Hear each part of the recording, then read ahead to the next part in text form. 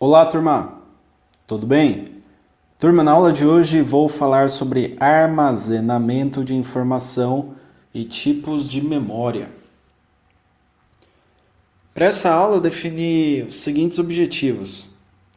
Inicialmente eu farei uma conceituação sobre memórias de armazenamento, como elas funcionam, como são endereçadas, o tamanho dos dados, dentre outras coisas, a estrutura básica da memória de armazenamento, então como ela é estruturada para o armazenamento de informações, tipos de memórias utilizadas em sistemas computacionais e, por fim, a definição de memórias auxiliares e drives e drivers.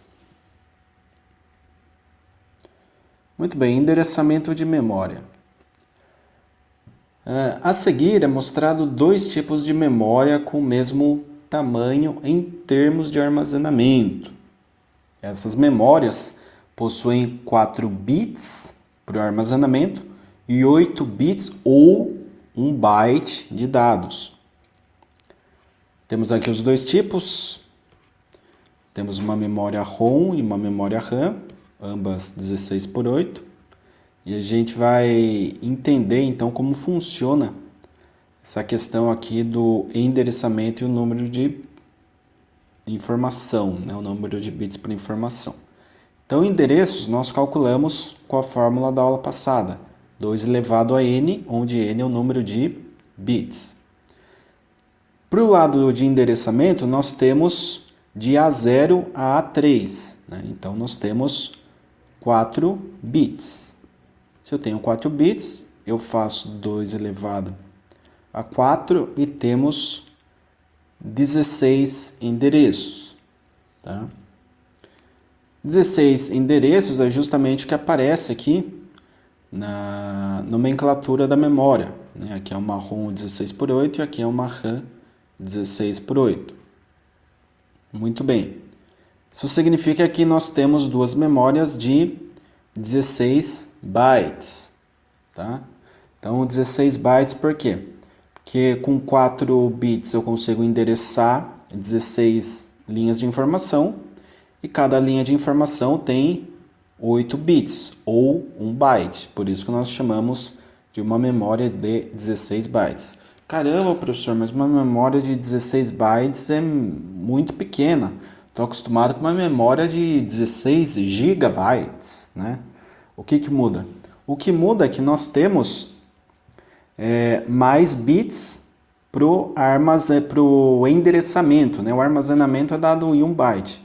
Agora nós temos ali o endereçamento com maior número de bits para que eu consiga, em cada uma dessas linhas de endereço, armazenar uma informação de 1 byte ou 8 bits, tá?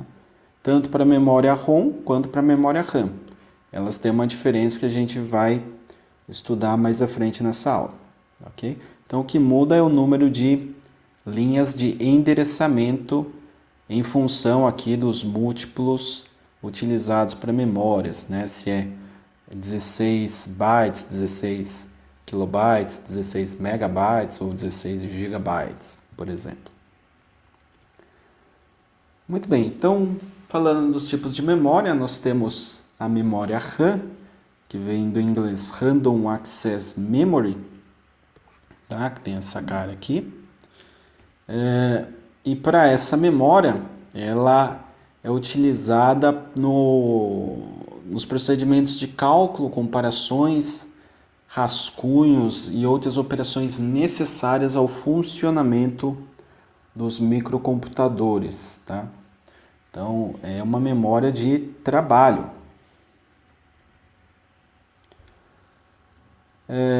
RAM, né, que é do inglês Random Access Memory, traduzindo significa memória de acesso aleatório ou acesso randômico.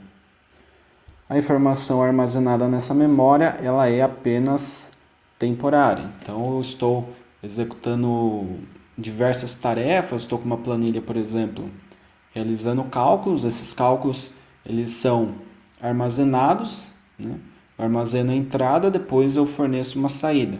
Tá? Então eu consigo escrever e ler o que eu tenho nessa memória. Tá? Porém, se eu desligar, tirar a alimentação dessa memória, ela perde a informação. É uma memória utilizada no processamento, né? Então, ela é auxiliar para o processamento do microcomputador. Muito bem, temos também a memória ROM, Read Only Memory, tá? Que tem esse aspecto. Ela permite apenas a leitura das informações nela contidas e contém informações de fabricante. Então, o software ali que já foi gravado nela, está gravado, está rodando o sistema, né? O sistema operacional, por exemplo, está rodando na sua máquina e ele tem sempre que estar rodando daquela mesma forma. Então, você vai ler a informação do fabricante, tá? Então, o fabricante colocou a informação, roda a sua máquina normalmente, lendo as informações que nós temos naquela memória. Essa memória não perde as informações ao ser desligado, né, o equipamento, graças a Deus. Se perdesse, a gente teria um problema. Né? Nela estão contidos os códigos básicos de operação do equipamento e suas rotinas de inicialização e autoteste. Ou seja, o que eu acabei de falar para vocês, né? Tudo que está relacionado ali ao sistema operacional, o passo a passo para que a máquina funcione de forma correta, está armazenado nesse tipo de memória. E por isso, né, que ao ser desligada ela não perde informação. Se perdesse a informação, como que a gente iria inicializar o computador? Não teria como, não tem mais informação. Como que o computador vai saber os procedimentos de inicialização se ele perdeu aquela informação? Não teria como, tá? Por isso que, neste caso, é necessário uma memória do tipo ROM, que é apenas uma memória de leitura. Falando agora de memórias auxiliares, né, também conhecidas como memórias secundárias, temos alguns exemplos: HD, DVD, pendrives, certo? Memória útil para guardar quantidades grandes de informação. Então, você tem ali um trabalho, fiz um trabalho no editor de texto, tem que salvar esse trabalho. Você pode salvar nessas memórias auxiliares. Eu desenvolvi um programa para um determinado projeto que eu estou fazendo. Posso salvar também nesses elementos de armazenamento, tá certo? Então, são muito utilizados, né, essas memórias auxiliares para se gravar todo um trabalho, uma tarefa que já foi executada e finalizada. Finalizou, grava nesses elementos de memória auxiliar.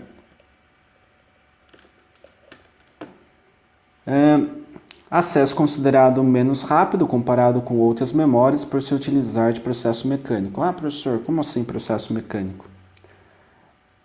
Então, processo mecânico, basta você imaginar o pendrive, como que ele vai ser conectado ao computador? Por um encaixe, né? Tem um encaixe ali do USB. Então, esse encaixe é um procedimento mecânico. Tá? Então, por se ter esse tipo de procedimento, não conseguimos um acesso tão rápido às informações, tá? É diferente de eu ter uma memória integrada ao computador, a gente consegue otimizar melhor.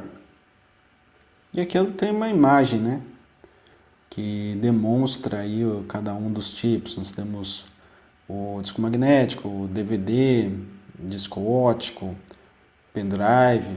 Existem vários elementos desse tipo. Eu vou falar um pouco mais aqui de alguns deles, tá?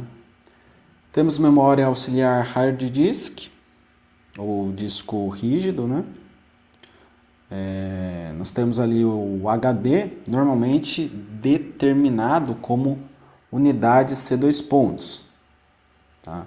Então, C2 pontos, onde vai estar ali todos os diretórios ali referentes à sua máquina. Está dentro do gabinete da CPU e, portanto, não é visível, exceto o externo. Tá? Possui capacidade variada, existem HDs de 500 GB, de 1 TB, entre outros. Então, o HD externo, devo ter aqui imagens também, esse daqui é o interno, tá certo? Esse daqui é o externo. O externo a gente pluga de forma mecânica também ao computador e você consegue gravar muita informação nesse tipo de memória, tá? Então, uma memória com 500 GB, 1 TB, é muita coisa mesmo. Então, você tem uma capacidade de armazenamento auxiliar bem elevada. Tem os mais clássicos, digamos assim, que são os CDs-ROMs, que eram só de leitura, né, e prestavam-se ao armazenamento de médios volumes de informação, tais como enciclopédias, músicas, dentre outros arquivos, né. Os acionadores ou drives de discos CD-ROM podem reproduzir normalmente os CDs de áudio, tá? Que tem uma capacidade aí de 650 megabytes em média. Normalmente você acha aí de 700, tá? 700 megabytes e tem aqui até uma descrição de período, né? Você pode ter gravado aqui no CD 80 minutos. DVDs, né? DVD que foi um avanço em relação aos CD-ROMs. Os DVDs foram uma das últimas tecnologias de armazenamento de dados. Sua capacidade pode chegar a aproximadamente 4,7 GB. Tá? Então, 4,7 aqui. Tínhamos 700 MB, que é praticamente um pouco menos de 7 vezes, né, o armazenamento. Então, o DVD é quase 7 vezes, tem uma capacidade de armazenamento de quase 7 vezes maior que o armazenamento do CD-ROM, né? Então, é um armazenamento muito maior em relação ao CD. E, por fim, falar um pouco do conceito de drives e drivers, tá? O primeiro grande ponto a ser observado é que os drives estão relacionados ao hardware, enquanto os drivers são softwares que permitem o funcionamento e comunicação dos dispositivos junto ao computador. Tá? Então você tem, por exemplo, uma impressora, né? Então uma impressora vai ter ali um driver, né, para comunicação junto à sua máquina, junto ao seu notebook, junto ao seu PC, tá certo? Em resumo, um drive é um componente físico da sua máquina que serve como uma unidade de armazenamento. Internamente, temos os clássicos aí, CDs, DVD e Blu-ray, por exemplo, né? Então, o drive é a parte de armazenamento físico, tá? Que você tem aí na sua máquina, por exemplo. Os drivers são softwares que permitem aí funcionamento, comunicação de diversos dispositivos junto ao seu computador, tá certo? Esse também é um conceito importante que todos devem ter em mente. Beleza, turma? Eu agradeço a atenção de todos nessa aula. Perguntas, fico sempre disponível no Microsoft Teams para tirar as dúvidas que podem surgir, né, no decorrer da aula. E vou liberar uma lista de exercícios. Se houver aí alguma dúvida com relação às perguntas da lista, também podem me acessar ali na plataforma Teams. Ok? Grato a todos mais uma vez pela atenção, bons estudos e até a próxima.